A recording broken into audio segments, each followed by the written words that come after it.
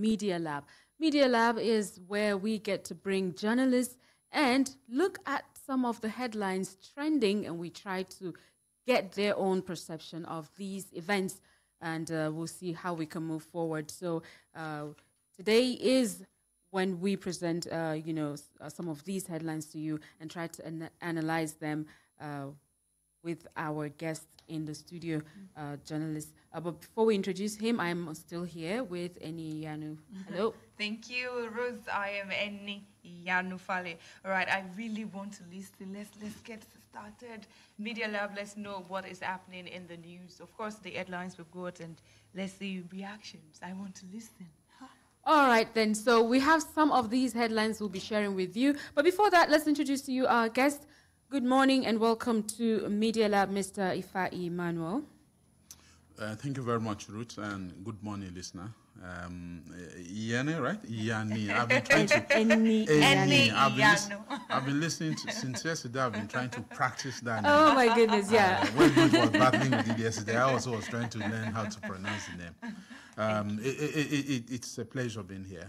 Thank you very much. So I would want to say veteran journalist, if you ask me. So then let's listen to him. Now we have, let's begin. I mean, we discussed on X-ray earlier on the suspended strike, the intended strike by the NLC, even though now it's been suspended, we're awaiting the final result of the decisions, which will be handed to the president much later in the day. However, we still have the ASU strike, which is on, So this particular headline is saying that there's partial compliance in universities as ASU begins strike. Now, there was partial compliance by universities across the country on Monday with the nationwide strike called by the Academic Staff Union of Universities on Sunday. The national president of ASU, Professor Biodun Ogunyemi, had on Sunday announced the union's decision to go on an indefinite strike. Ogunyemi said the union was embarking on strike following the failure of the federal government to implement the memorandum of action it signed with ASU. Now, despite the strike, however, academic activities continued in some of the universities as at yesterday, that is Monday. Checks were done by some correspondents who visited the university campus, and that revealed that lecturers were busy with classes and other academic activities. Now, on the other hand, we had discussed much earlier, like I said, about the labor's own strike that was, suspended. So I'm just thinking perhaps we just merge these two together. Earlier, we were really trying to find out from our listener why it is that, for every issue, we have to come to strike. It has to get to that part where these bodies or organizations will tell federal government that we have to go on strike, or if not, and then it looks as if the moment they come out that way, that is when government actually responds, and do something, even if it may not be initially what their demands are, but at least something will be done at that point. Let's have your thought on this situation.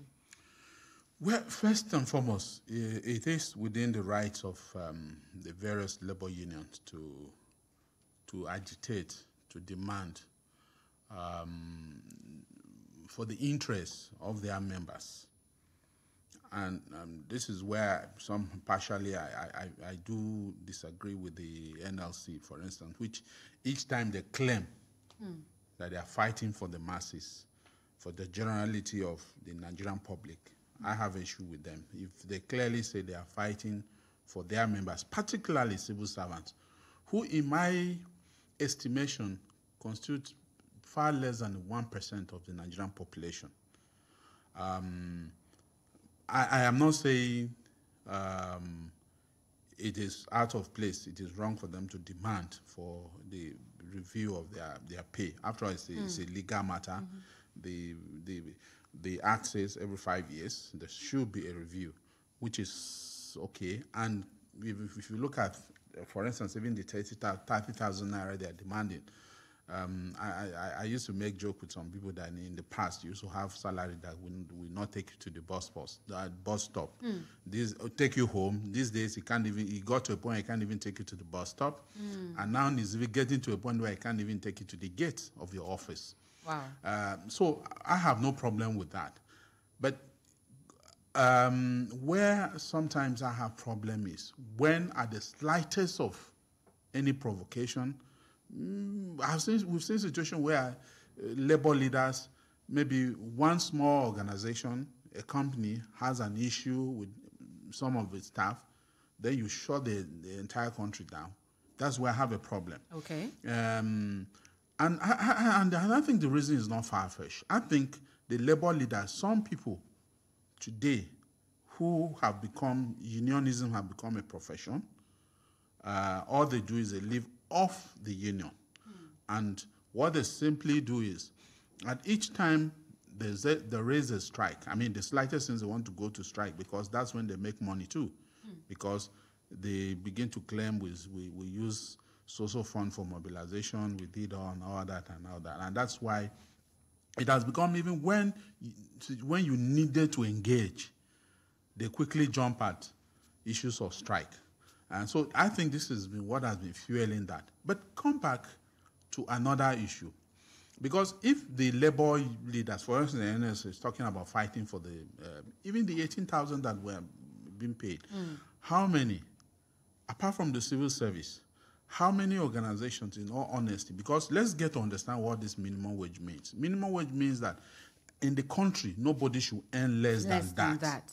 That's what it means.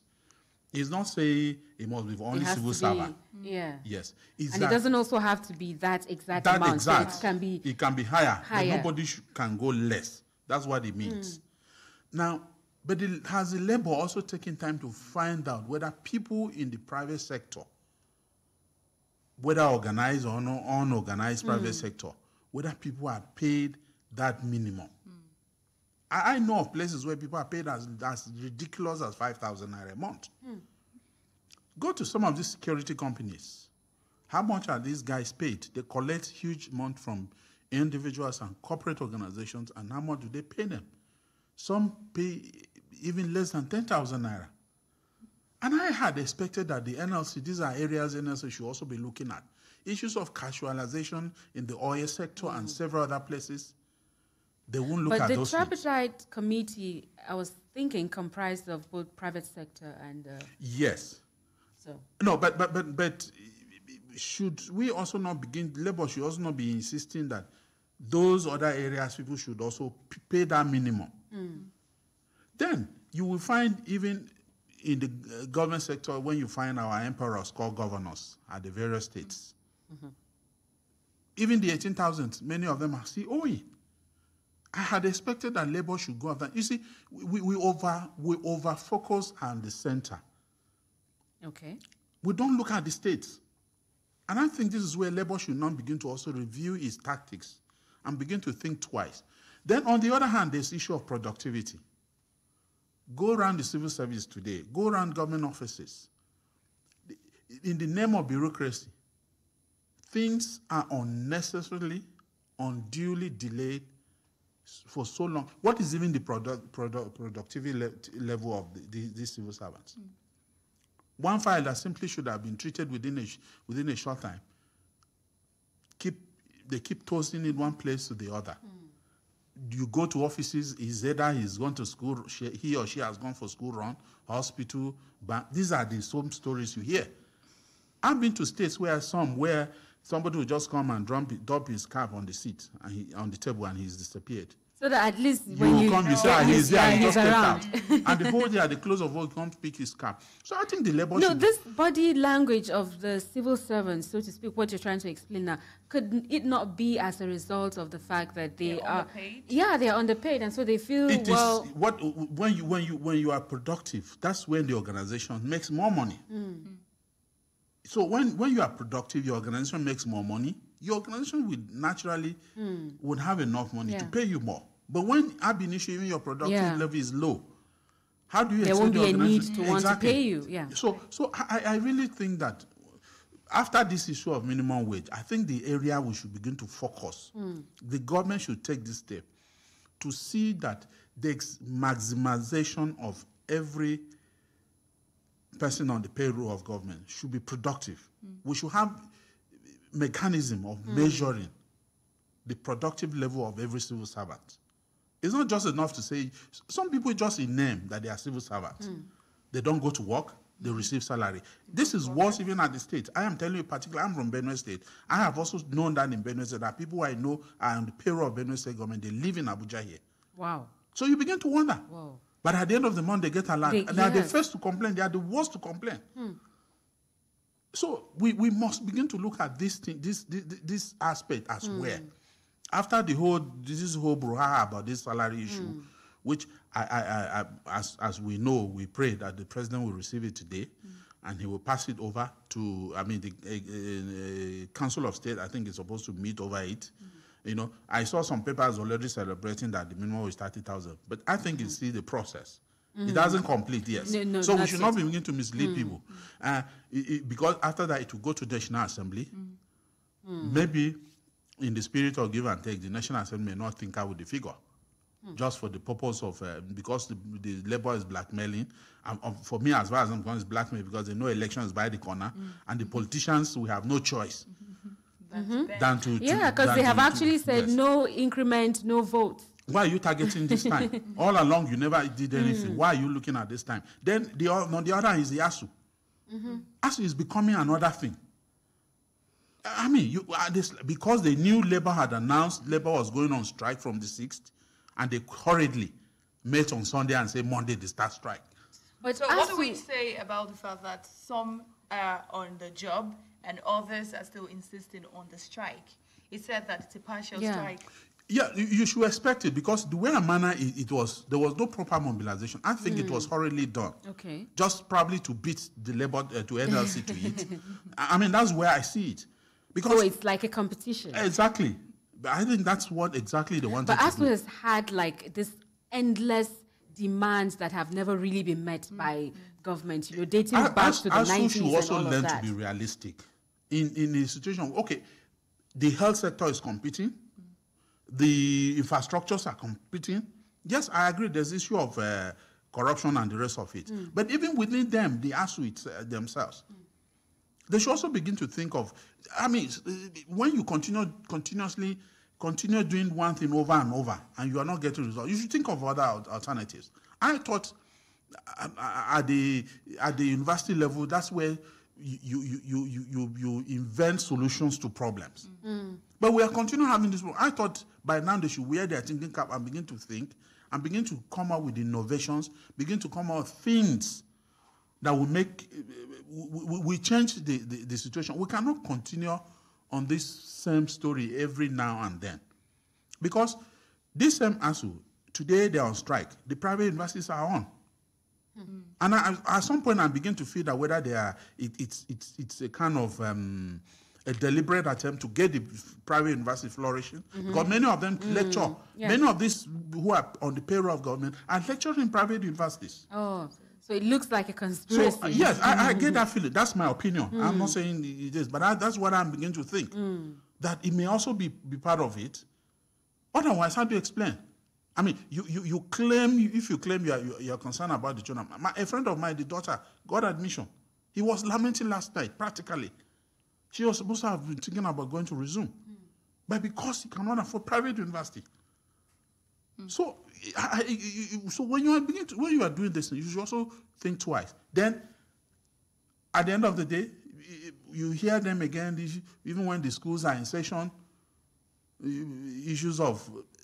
They themselves, but there really are issues. I mean, especially with the public universities, when you talk of having the right environment for the students, when you're talking about labs and other things, you know, computers and all of that, just to what extent have our universities really grown? Whose problem is it? And things have not changed. Let me tell you, the universities themselves, if they are serious, the universities themselves can generate fund.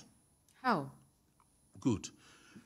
The universities should begin to think about going to serious research where you have problems. They would tell you they need money to get into that, venture into research. Yeah. You'll agree with me, it takes a lot of money. No, sir. I agree, but there are those... So when government does not support you to venture into that, how would you really carry out research completely? But there are things they can do. Okay. It mustn't be unnecessary. You must have all the money in this world.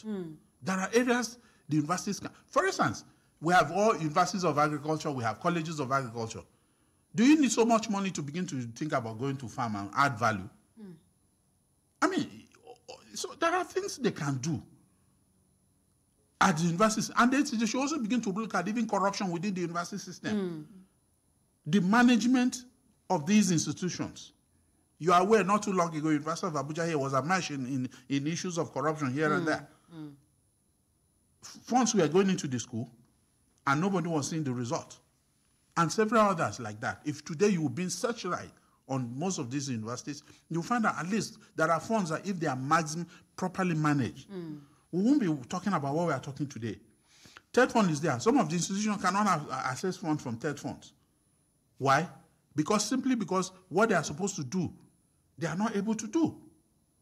Those that are able to do those things are meeting up. And it now brings out the issue of the way and manner we appoint heads of institutions. We politicize it.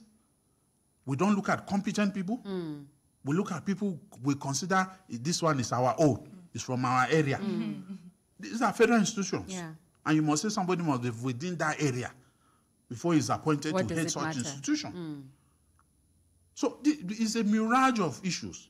I really see your point, talking about universities having more like having the mandate to really become inventive, like think of things to either, in the area of generating money or other solutions that are, different from going for strike every now and then. Now, one of the major questions we had asked our listeners earlier, which I would like to ask you, is, well, if it is not strike, what else? Because many Nigerians are of the opinion that that is the only language the federal government understands, that if you don't get to that level, nothing will ever be done. And it seemed to have always worked up until now. Yes, so what else?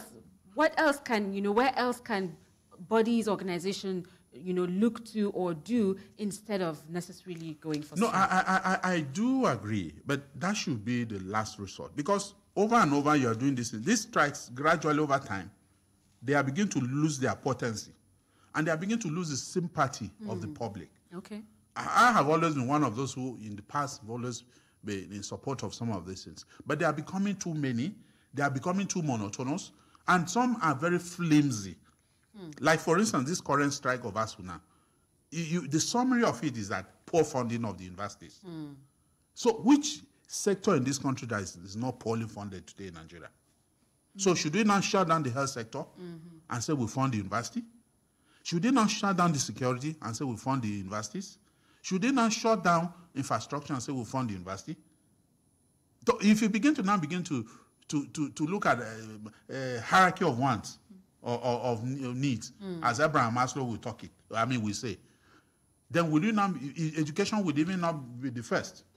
We'll probably be talking about security first because you need to be alive first. Yes, before any other thing. So it is a matter of we should all put heads together and think of how we can solve this problem. As we can take the initiative of even putting together a summit or whatever you can call it on how to get the country out of education. Look, let me tell you, if these universities are serious and begin to come up with innovations and link up with industries, as is done elsewhere, they won't be having this issue, this challenge of funds.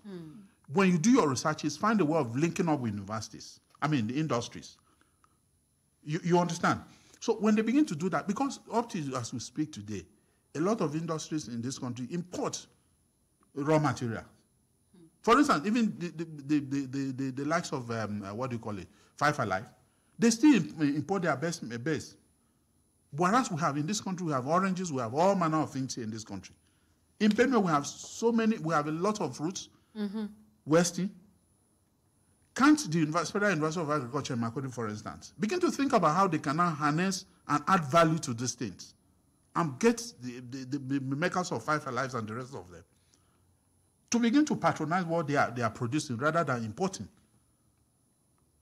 When you do that, you can imagine, one, they would create employment. Secondly, they will be serving the country a lot of foreign exchange.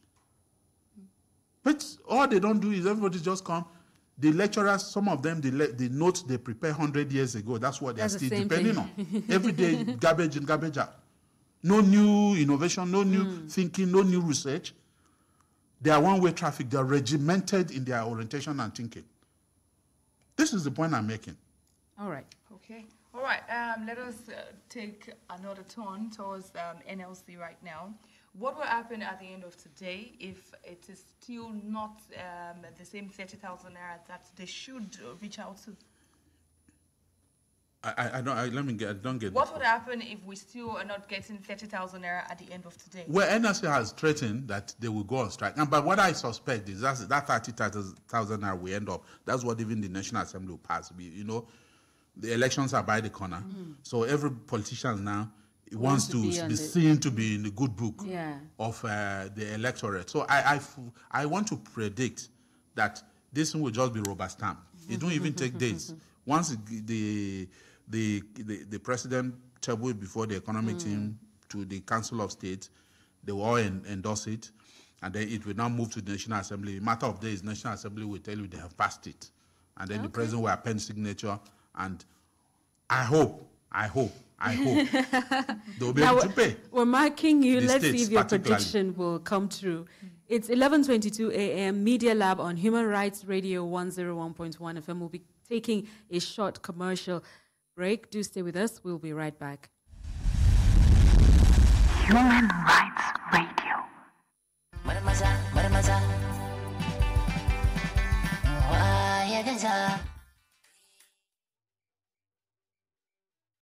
ta da ke cikin birnin tarayya Abuja cewa za a fara shirin nan na ciyar da yara ƙanana a makarantun firamare wanda kuma za a fara ne kwanan nan a Abuja. Shirin zai rinka samar da abinci ne kullum a makarantun firamare kama daga aji 1 zuwa aji 3 a kowace karamar hukuma da ke yankin Abuja. Da wannan ake kira ga duk macen da ta iya dahuwa da ke son ta shiga shirin. Dan suna da bukatun shiga cikin shirin za su iya samun form a kyauta a ofishin sakatarori LEA da kowace karamar hukuma da ke yankin na Abuja daga ranar 5 zuwa 9 ga wannan wata na Nuwamba da muke ciki na shekara ta 2018. Wannan sanarwa ce daga Victoria Aliogena, manajan shirin da ke kula da ciyar da yara ƙanana a makarantun firamare na babban birnin tarayya Abuja.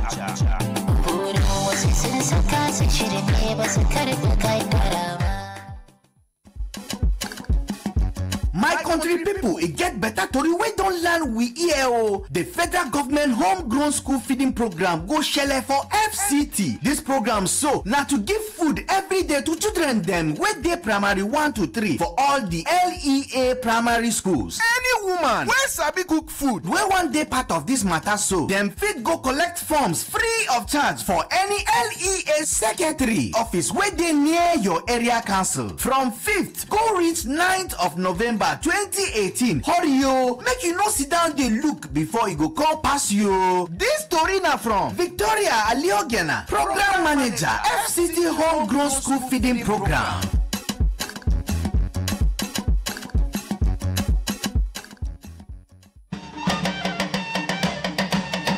na shi ga azan ba filo in Abuja ga gwamnati na gman kwaikwayon yi shi ga a makaranta bida in ba filo in primary a gaban yi in fiye gman wazu gman a primary bi in ba ya jigman kologun ata a ba shi a gaban yi ba yi in tice in ha chep malo na ba ba shi a yi na tun ba ho a chep ma na ba ba lo halogo form in LEA a tun jin ba wato secretariat nu na gwamnati bi tun jin ba e pia fi ko en ko ba en pe gwa tun ko lo un chwa gman nge wi ne ko en kwa bi Victoria Alogene akunu nwoji tukoda atun bayan ho in Abuja unai kuzonu.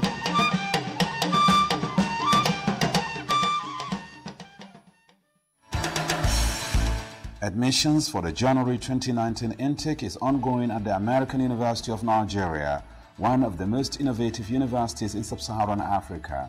Come and discover your lifelong potentials in only 4 years.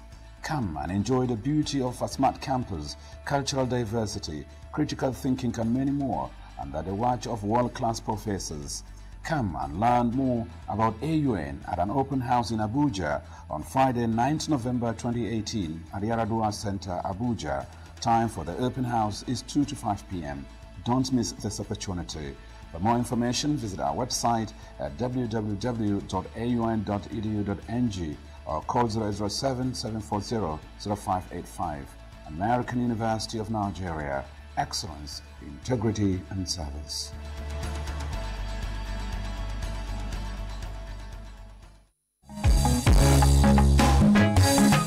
damuna ta fara kankama an shawarci al'umma da su guji bata muhalli wanda ke iya jawo ambaliya. Zub da shara ba kan gado shine makasudin babbar ambaliya a birnin tarayya Abuja. Saboda haka kar ku zub da sharar ku a magudanan ruwa. Bugu da ƙari an shawarci al'umma da su kiyaye yin gine-ginen gidaje a hanyoyin ruwa wanda yin haka kan iya jawo rusan da zai laƙume rayukan al'umma da dukiyoyinsu a lokacin damuna. A koda yaushe ku kasance mai yin abin da yake daidai. Wannan sako na zo muku ne daga hukumar birnin tarayya FCTA.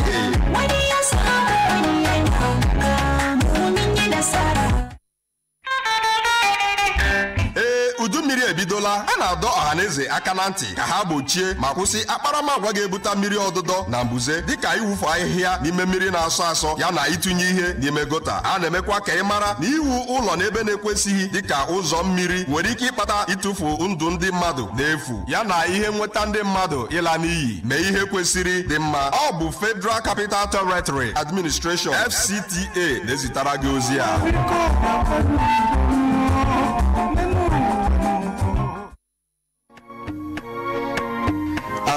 Awidna akugna aza vien kizinege tuntun aza mbatun aya una vidankulu na kobege baba bola atela jebaje o kizine onkoyin kinya kola ka hae baba tuntun kola podin nara kansi vien bala lokutna ekizine ozana wa sasatu vidankulu wotna aba wa api aga otata agna kizindalo mbasasaloge balaweka na zaipia ta ada na azalaba sasalo kizinege balawepi na ja zaipia abakara na bana banwa ba tabashiba agaba tata yutna wote ya mi kinzine ko na ba agba abegi awitne ba gbin FCTA atutne jina pokoge Federal Capital Territory Administration.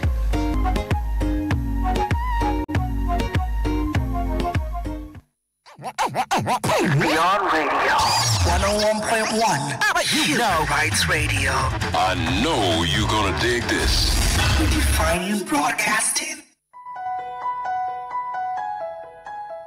As the fourth estate of the realm, the media stands as the watchman of the nation. On Media Lab, we dissect the news items of the day through the men and women that bring the news to you to give you the full story. Media Lab, airing on Tuesdays and Thursdays from 11 a.m. to 12 p.m. on Human Rights Radio 101.1 FM. Redefining broadcasting. Human Rights Radio. Human Rights 101.1 FM. Thank you so much for being out there to listen. This is Media Lab reaching you from our studio. All right, we're still seated next to a renowned journalist and is helping us out to dissect some of the headlines we've got. This one says, Senate makes a U-turn, lifts embargo on Buhari's appointments. The Senate has lifted its embargo on the confirmation of executive appointments made by President Muhammadu Buhari. It was reliably learned that the embargo, which lasted 1 year, was lifted at a closed-door section held by the lawmakers on October 10, 2010. Really, embargoes got presidents. Why though? Okay, the embargo was placed in protest against the retention of Ibrahim Magu as acting chairman of the Economic and Financial Crimes Commission, despite his non-confirmation by the Senate. Bruce. All right, then, there you have it. But let's get our guest insight on this matter. The Senate making a U-turn as they lift embargo on Buhari's appointments.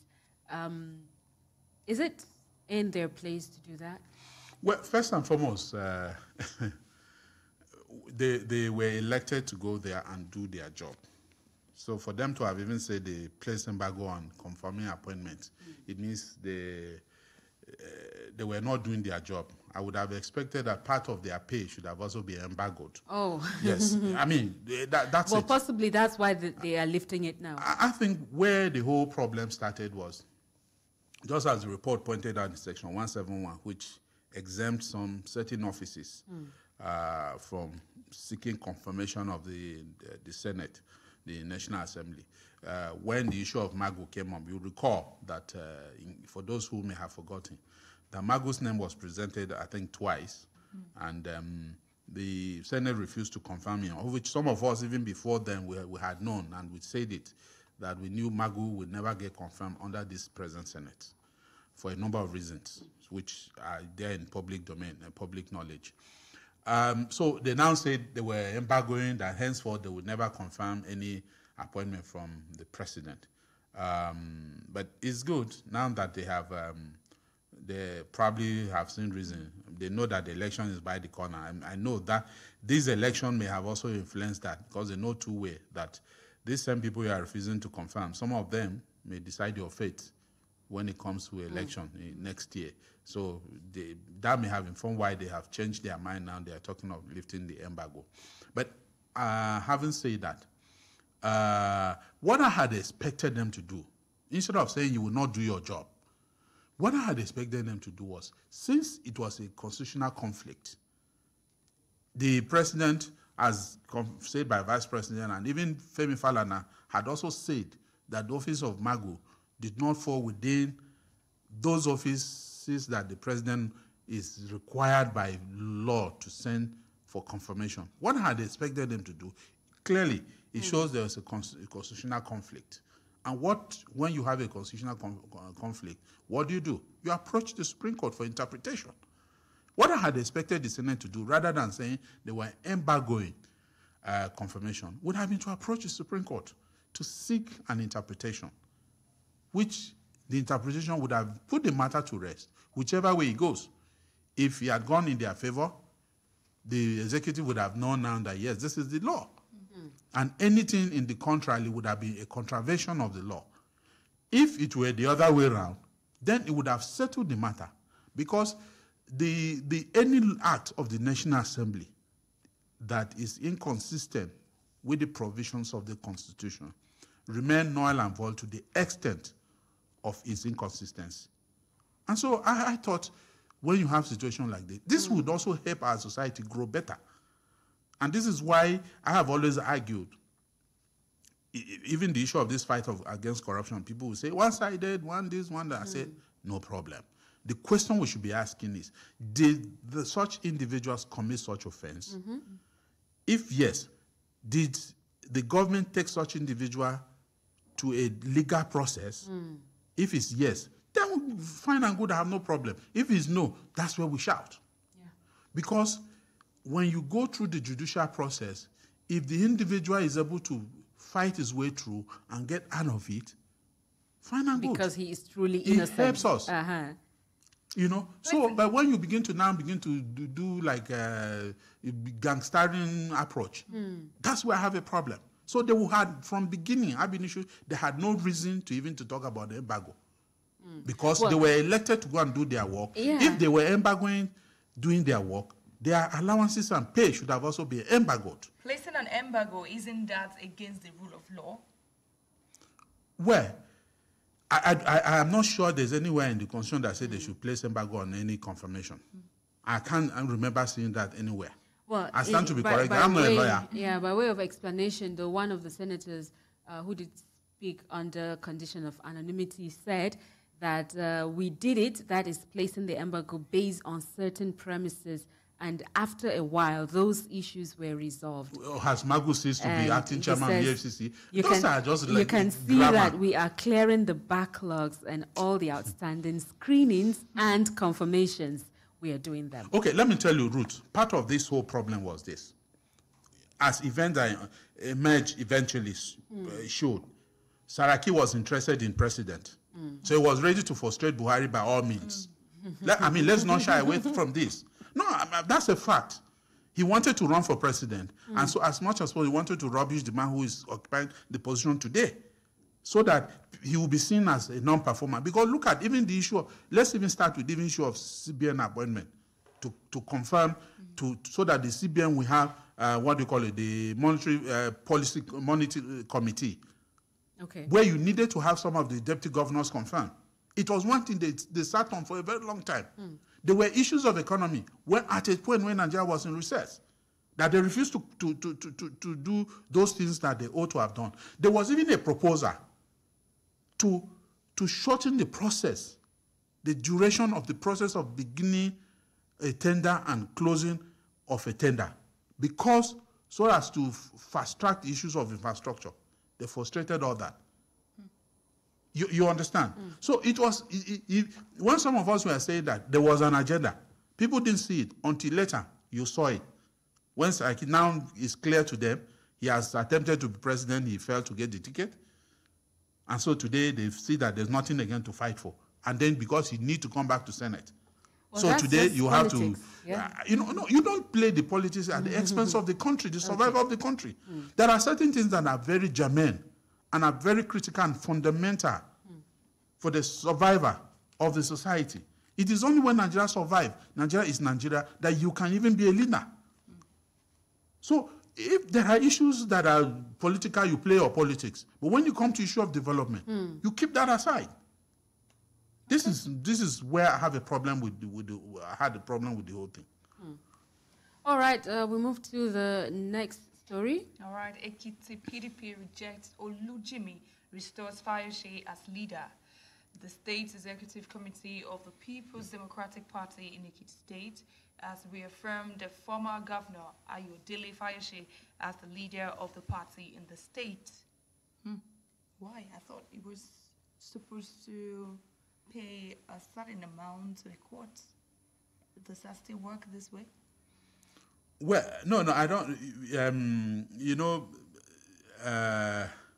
Every party in every state, they say this is the leader of the party in the state.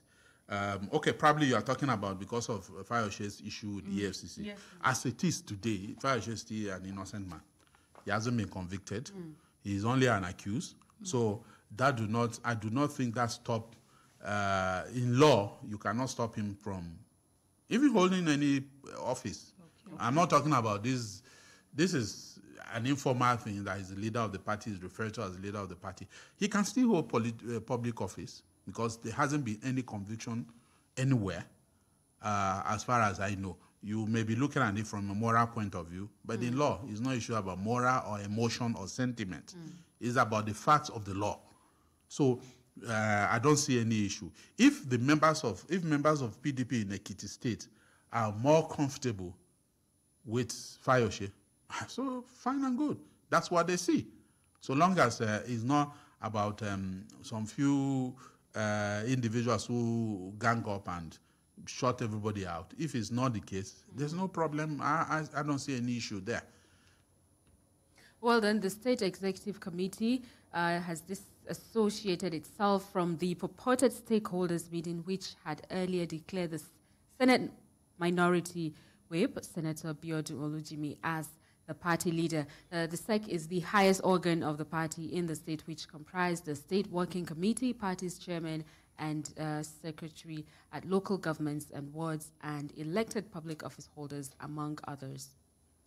All right, well, there's a little more on that. And if you want to find out, perhaps you could get the full story in any of the national dailies. However, at this point, we will open up the phone line so you get to call in and share your thoughts with us on the issues that were raised and responded to by our guest here, Mr. Emmanuel Ifa, who has been giving us some insight on these issues. The number to call? 081-89-99-1011. 8081-89-99-9111. Okay. You can as well reach us via WhatsApp as well. Thank you. All right, then I'm trying to see if this message is for the conversation, so we can quickly read them before we go to the phone lines. I have this one here. Let's see. Okay, it says, please, I want to refute that statement about ASU. First of all, ASU is the most organized association in Nigeria at the moment. If you have attended any Nigeria public university, you would advocate for the push of what they are fighting for. How many poor families can afford the high amount paid in the private university? So the fight is genuine and right. And that's from Chris Uba. He goes on to say, strike should be created as one of the languages in Nigeria because the government only understands that part. If shutting down the university would make the government realize their errors of the past, so be it. Health, power, mining, industries, etc., all get their education from these high institutions of learning. new innovations comes from funding also. If you don't get money to do research and improve the state of the infrastructure, how do you get the best from students? I stand with ASU. Well, that's from Chris Uba, responding obviously to some of the things you said about ASU, how they can be or do better. But that's the conversation. Do you have any reply to that? No, I don't have a reply, but I should also ask Chris. We've been having strikes. It didn't start today, as far back as in the 80s. Where are we? We are still every day wanting the same issue. This is where I am.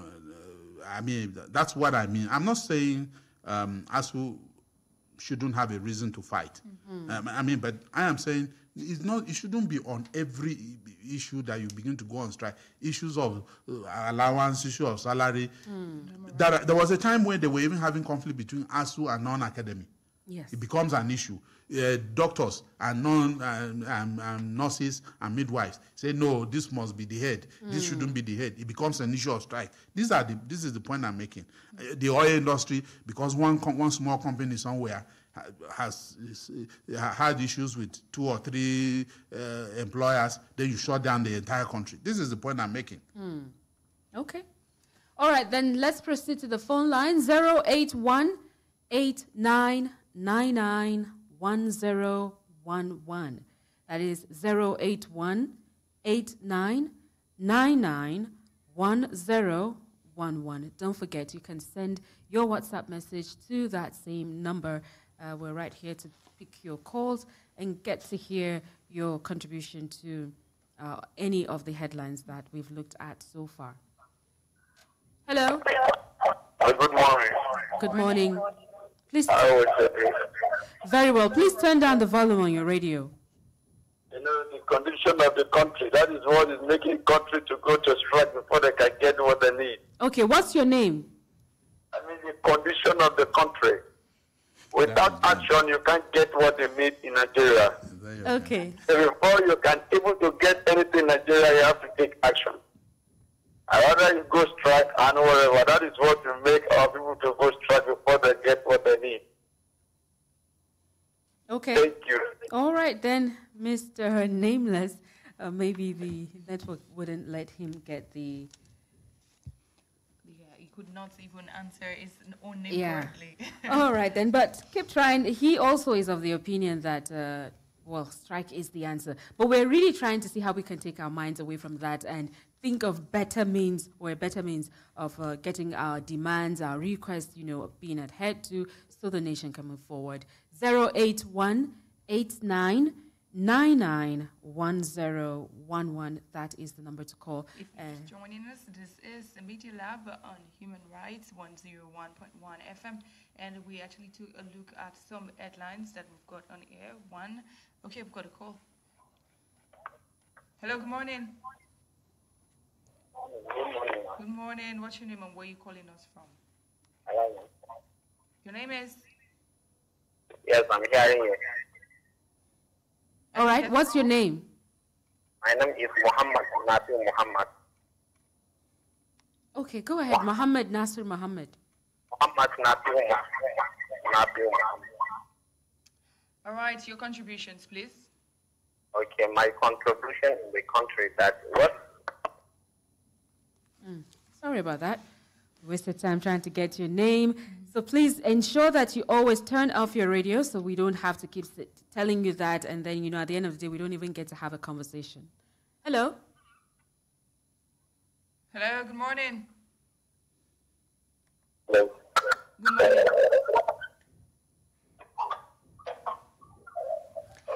Yes, we can. Good morning. We lost that one again.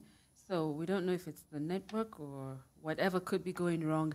Please do try and call us back. We would love to hear your contributions. And always remember to turn off the radio the moment you put your call through to us. Hello, good morning. Hello, good morning. Good morning. Nice to have you. Hello. Good morning. What's your name, please? All right. Another one gone there. Let's see if we can, if there are any messages perhaps on WhatsApp. Okay. Let's see if this call will go through first. Hello, good morning. Hello, good morning. Good morning, nice to have you. Hi, folks. Good, good. What's your name and where are you calling us from? I'm Abdul Karim Suleiman from the line. Abdul Karim? Suleiman. Abdul Karim Suleiman from the line. Okay, so go ahead. I'm very happy for the program that you are doing. Thank you. I wish you the best and long life in your service. We wish you same. Hello? Yes, we're with you. We wish you same. Please go ahead. You people said somebody raised the issue of this security organization. It's a very nice point. Please, if you people can get up seriously and make this thing work for those people, those security organizations, I think it will be better for them, please. Oh, okay. I get where you're coming from now. I get the point. All right. Thank you. Thank you very much. Thank you. He was talking about the part that some security Yeah. persons are underpaid. Well, that's all encompassing. Hello. Good morning. Welcome to Media Lab. What's your name? My name is Abraham Ebenei. Okay. Abraham, please go ahead. Okay. So my own understanding is that as a Nigeria as a whole, the oil God Almighty give it to us. And if we have the fear of the Almighty God that give us that oil, that is petroleum, I'm telling you, every single Nigerian will be able to eat food, 3 square meals a day. If there is fear of God. And the NLC going into all these things, I'm advising them, but what they are doing is good, though. But the truth is that even though they increase the money up to 100,000 naira, you know what will happen? The manufacturer that is selling one something of 10 naira will increase it up to 90 naira. Are you hearing me? Yes, we are. They will increase it. And then the value of that money, when they have increased, it's come to normal again. So what am I expecting Nigerians and NLC to support is that our petroleum, number one. Secondly, is light. If there you have enough light, and then we have many manufacturers to be able to manufacture everything, and the price will be reduced because of competition. You understand what I'm saying?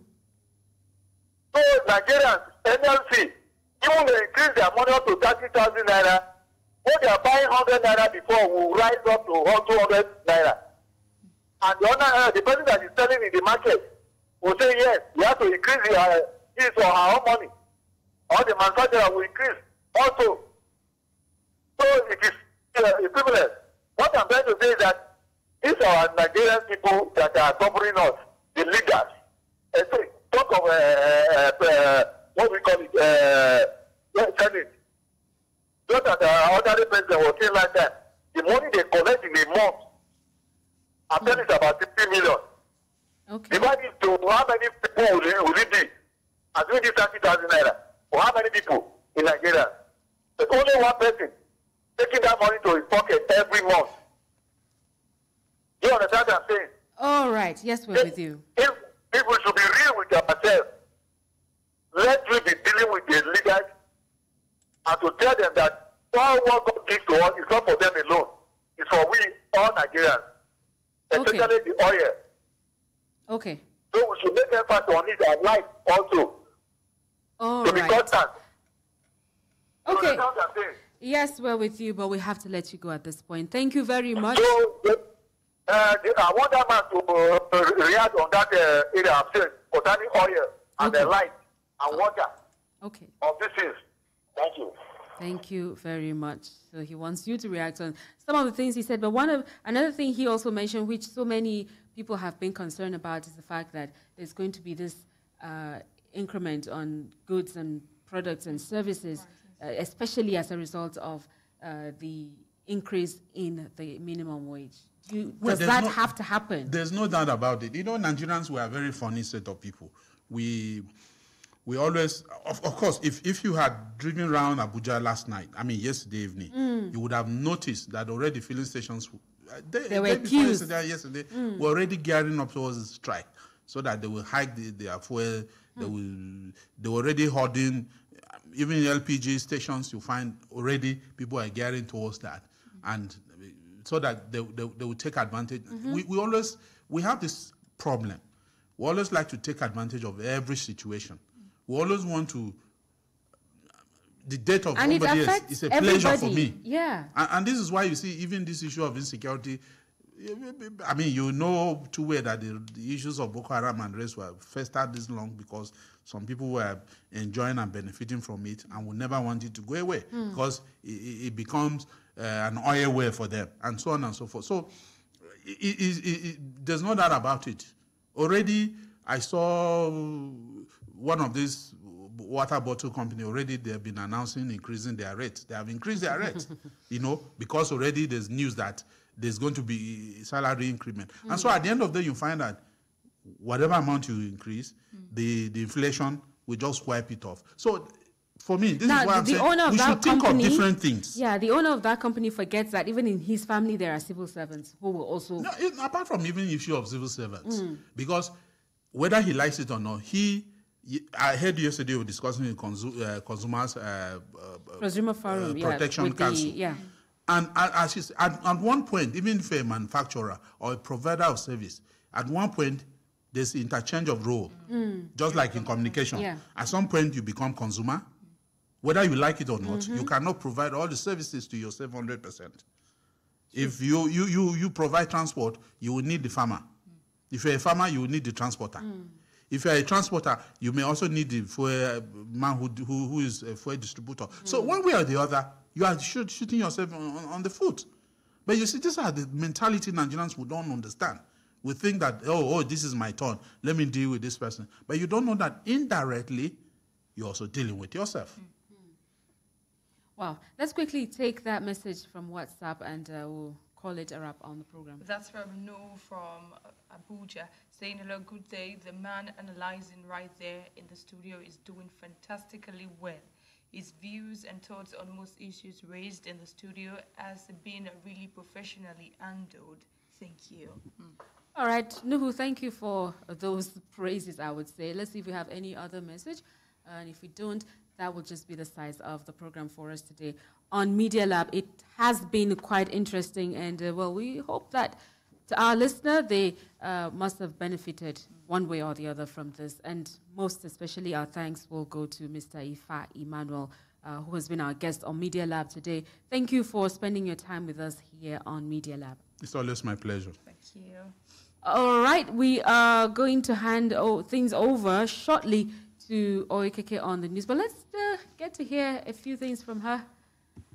Good morning once again, Oi. Good morning. Good morning, Mr. Ifani. It's been a long while. Oh, it's nice seeing you.